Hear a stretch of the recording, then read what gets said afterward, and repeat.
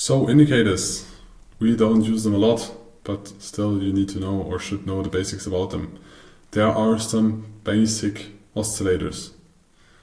Most of them are mathematical calculations based on past data, so most of the indicators are lagging. We put some in here as an example. The most famous one, you have MACD.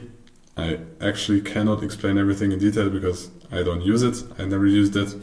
We have Bollinger Bands, which are kind of like a standard deviation and can be useful, but are also lagging as well. We have an RSI, which calculates the strength of candles depending on the previous price movements. So it just puts something in relation, so it's relative strength index, how strength is, or how strong is the market really. And we have basic EMAs. So EMAs are exponential moving averages, so they just calculate an average out of time span X, Y, Z. And we also have the VWAP, so volume weighted average price, which is an indicator we sometimes use. It's the average price of the session, or could also be a week or a month, taking into account the volume. So this is not just the different calculations on time span X, Y, Z. It is calculation on where is the average volume. So where is the middle or the fair price of the session. You calculate the VWAP. And that is very important for big institutions because they need liquidity, and it tends to show if the fair value or the anticipated and traded fair value of a market is rising or falling. So it is an important institutional reference. Like I said, big institutions are looking for liquidity because they have bigger orders than there's liquidity in the market, so they search for liquidity, and the VWAP can be a good indication because we already learned in the value area, which most of the time is close to the VWAP, there is most interest to trade, so most liquidity.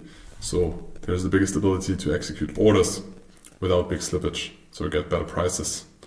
They need a counterparty, so they need a fair price, and the price itself needs to get validated by liquidity.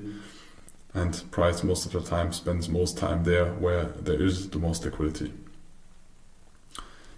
The more volume, so the more shares or contracts are exchanged on the price level, the more this price level is accepted, which are also the price levels most of the times closer to the VWAP. And time spent on a level does not mean that there was interest.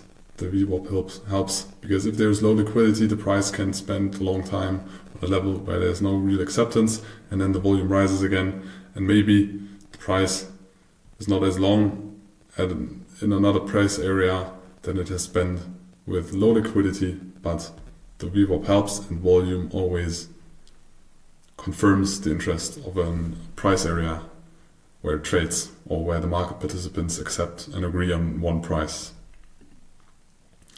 So standard deviations, we have the VWAP that is considered as dynamic fair value and considered as the fair price of the whole day, and it's dynamic, it's adapting to the future volume that is traded during the session.